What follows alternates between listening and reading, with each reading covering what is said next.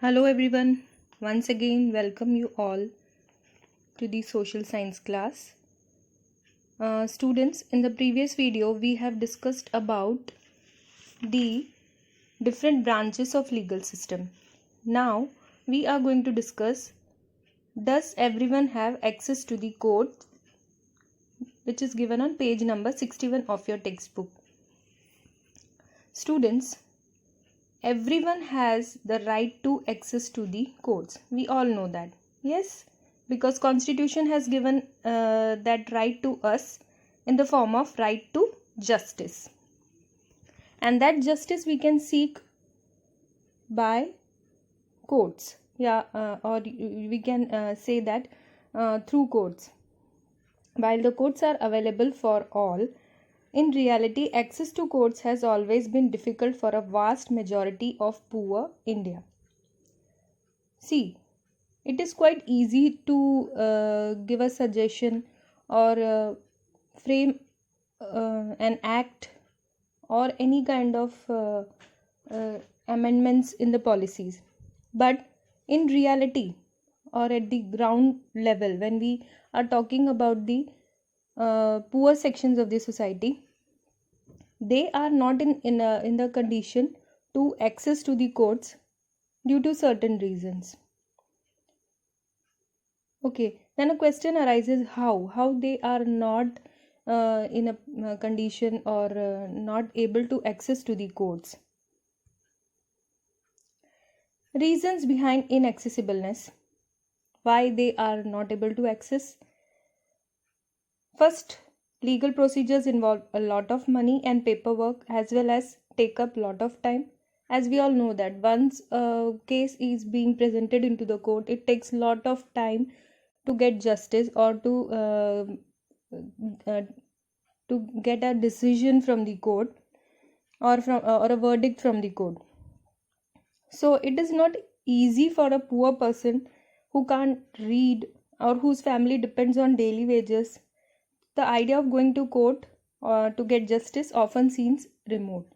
Often seems remote means the people who are not enough, having sufficient funds or not having so much resources with them, or their family is totally dependent on the wages which they are earning or the bread which they are earning.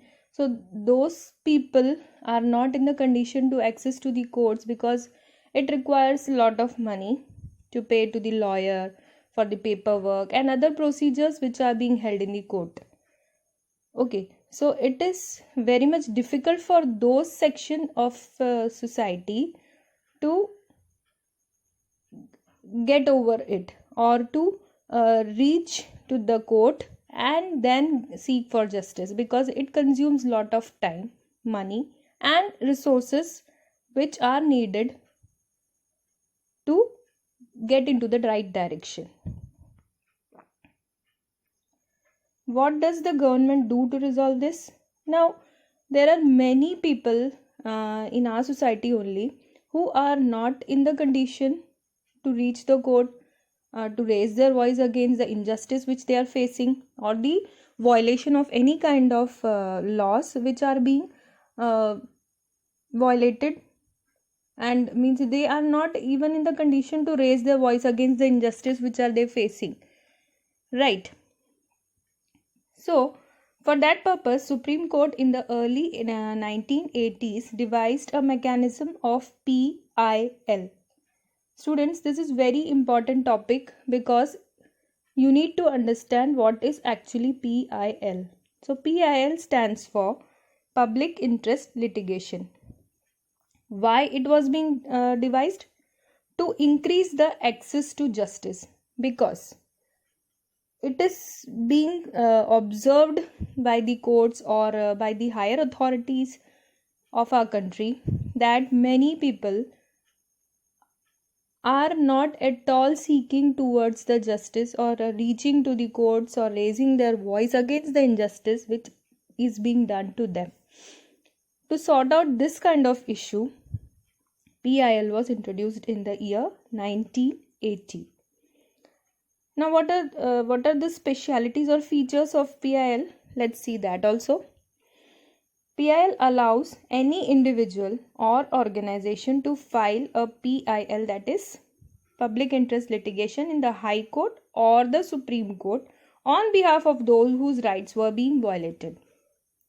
Say for example, if I am not in the condition to reach the court and file a case against person who has done a crime against me or violated any kind of right, means if I feel that my rights are being violated, but now I'm not in the condition to reach to the court, then what shall I do?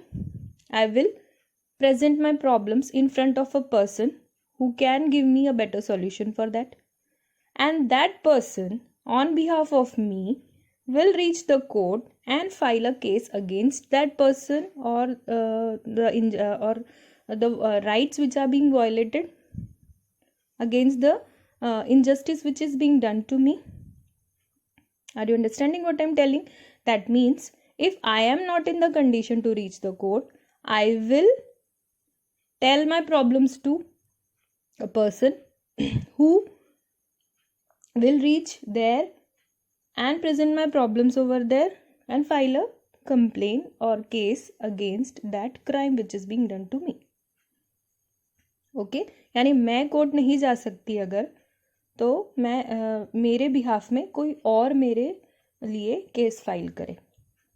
Okay, that is known as PIL. But there is one more condition in that. Means majority wins the vote, you might have heard, right? Same problem if many other people of the society are facing, or the other citizens are facing in other states or other districts or wherever it is. So what will happen? Majority will be there. Then what will happen? Definitely court will have a hearing on it, and that issue or that case will be presented into the court, and the verdict will be given in a speedy manner.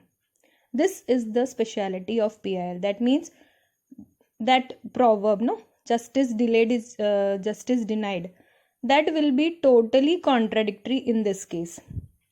That means PIL जब भी किया जाता है तब case की जो सुनवाई होती है और जो भी डिसीजन लिया जाता है वो बहुत जल्दी होता है as compared to the case which is being presented in the court by an individual or by a group of section of a society. Okay, why it happens so? Because there the majority of people or many people will be facing the same problem at a time. So many of the PILs will be coming to the court, and if there is any similarity between all the cases, then that case will be heard, and then the decision will be given by the Supreme Court or the High Court, wherever it is being filed.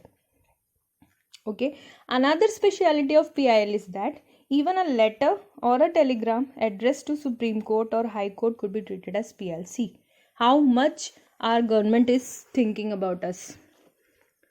Means if a person is not in the condition to reach to the court, he or she may write a telegram or a letter which should be addressed to the Supreme Court or High Court.